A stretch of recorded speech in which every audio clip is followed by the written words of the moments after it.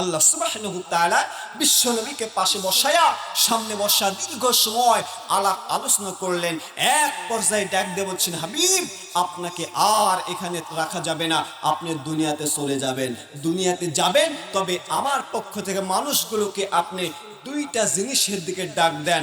আমি আল্লাহ সুবহানাহু ওয়া তাআলা মানুষগুলোকে দুইটা জিনিসের দিকে ডাকলাম, তারা যদি আমার ডাকে সাড়া দিতে পারে আমি আল্লাহ সুবহানাহু ওয়া তাআলা তাদের জীবনের গুনাহ মাফ করে দিয়ে তাদের জান্নাত দান করব। জোরে বলেন সুবহানাল্লাহ। সুবহানাল্লাহ।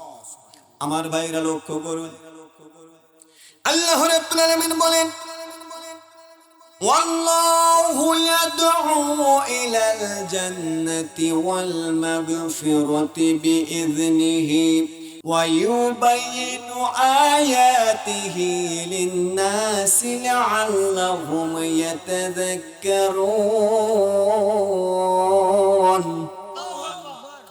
আল্লাহ রাব্বুল আলামিন বলেন, হাবিব আপনি মানুষগুলোকে জানিয়ে দিন, আমি আল্লাহ রাব্বুল আলামিন কুরআনুল কারীম দ্বারা মানুষগুলোকে ডাক দিলাম, এক নম্বর জান্নাতের দিকে আর দুই নম্বর ক্ষমার দিকে। কোন বান্দা যদি আমি আল্লাহ তাআলা আমার ডাকে সাড়া দিয়া আমার কুরআনুল কারীমের বিধানের কাছে আত্মসমর্পণ করতে পারে, আমি আল্লাহ তাআলা ঘোষণা করে দিলাম বান্দার জীবনের গুনাহগুলো মাফ করে দেয়া বান্দাকে জান্নাত দান করে দেব। আমরা তো এটাই চাই, জোরে বলেন ঠিক কি না?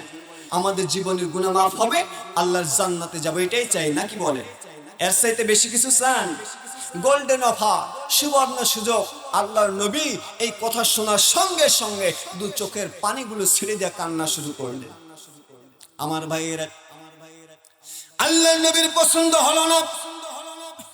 আল্লাহ তাআলা ডাকতে বলেন, হাবিব দুনিয়াতে আপনি অনেক কষ্ট করেছেন, দুনিয়ায় আপনার মনে খারাপ ছিল, মনটা ভালো করার জন্য আমি মেরাজের রজনীতে আমার সামনে আপনাকে বসায় দিলাম, মনটা যেন একটু ভালো হয়।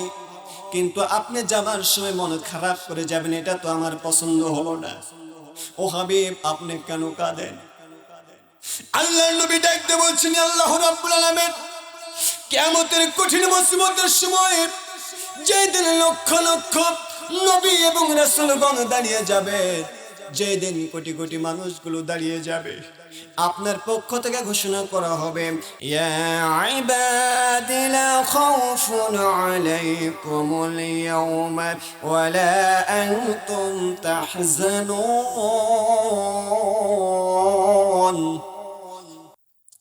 আল্লাহ নবী ডাকতে বললেন, আল্লাহ রাব্বুল আলামিন আপনার পক্ষ থেকে সেই দিনে ঘোষণা করা হবে, বান্দা তোমার জন্য আজকে কোনো ভয় নাই, তোমার কোনো চিন্তা নাই।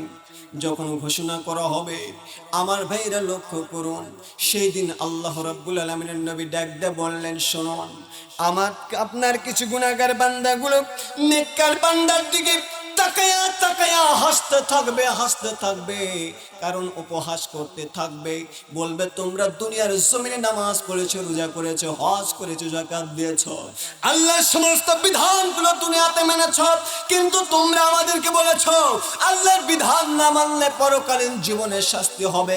কিন্তু কই তোমাদের কথা তো ঠিক হলো না, কারণ আজকে তোমাদের অবস্থা যা আমাদের অবস্থা তা, কারণ আল্লাহ তাআলা সকলকে সাধারণ ক্ষমা ঘোষণা করে দিয়েছেন।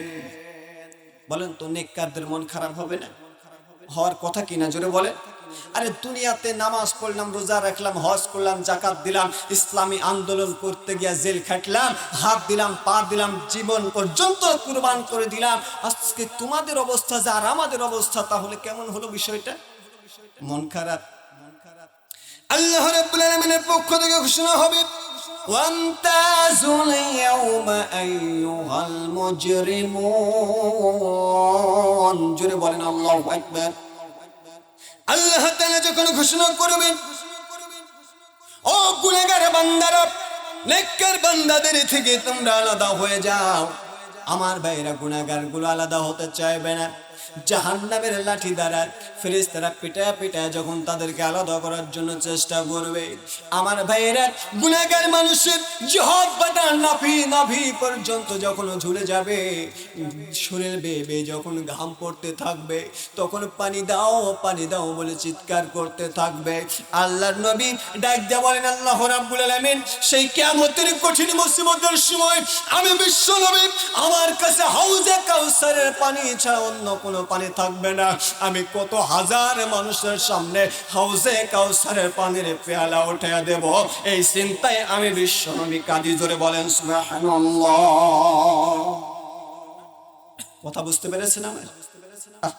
আপনার আমার নবী কাঁদে, আপনার জীবনের গুনাহ মাফ হবে, আপনাকে জান্নাত দেবে। রাসূল খুশি হতে পারলেন না, রাসূল টেনশন করছে আমার গুনাহগার উম্মতগুলো কিয়ামতের কঠিন মুসিবতের সময় পানি পানি বলে যখন চিৎকার করতে থাকবে, আমি বিশ্বনবী একা কত হাজার মানুষের মুখের সামনে পানি উঠিয়ে দেব, এই চিন্তায় আপনার আমার নবী কাঁদে। আমার ভাইরা লক্ষ্য করুন, আল্লাহ তাআলা ডাকতে বলেন, হাবিব টেনশন করা লাগবে না, চিন্তা করা লাগবে না, আপনার উম্মত গুলোকে জানিয়ে দিন তারা যদি দুইটা কাজ করতে পারে। আওয়াজ দিয়ে বলুন কয়টা? আরো জোরে বলুন কয়টা? দুইটা কাজ যদি আপনার কোন উম্মত করতে পারে, আমি আল্লাহ রাব্বুল আলামিন ঘোষণা করলাম কিয়ামতের কঠিন মুসিবতের সময় হাসরের ময়দানে তাদের কোনো বিচার লাগবে না, তাদের কোনো হিসাব দেওয়া লাগবে না, তাদের বিনা বিচারে বিনা হিসাবে তাদের ফায়সালা হবে জান্নাত। জোরে বলেন সুবহানাল্লাহ। কি হবে? জোরে বলেন জান্নাত। কাজ কয়টা? শুনবো তো ইনশাআল্লাহ। আমার ভাইয়েরা কাজ কয়টা? জোরে বলেন। আল্লাহ রাব্বুল আলামিন বলছেন, শুনুন, আল্লাযীনা আমানু বিআয়াতিনা ওয়া কানু মুসলিমিন। জোরে বলেন আল্লাহু আকবার। প্রথম নাম্বার, এক নম্বর কাজ হলো ঈমান আনা লাগবে, আর দুই নম্বর কাজ হলো আল্লাহ সুবহানাহু ওয়া তাআলা যে আয়াতগুলো নাযিল করেছেন, যে কুরআনুল কারীম নাযিল করেছেন, ওই কুরআনুল কারীমের উপরে আত্মসমর্পণ করা লাগবে। জোরে বলেন সুবহানাল্লাহ। কাজ কয়টা? দুইটা। এক নম্বর ঈমান, আর দুই নম্বর আল্লাহ যে কুরআনুল কারীম নাযিল করেছে, এই কুরআনুল কারীমের কাছে আত্মসমর্পণ করা লাগবে। তার মানে কুরআনুল কারীমের বিধানগুলো মেনে চলা লাগবে। আমার ভাইয়েরা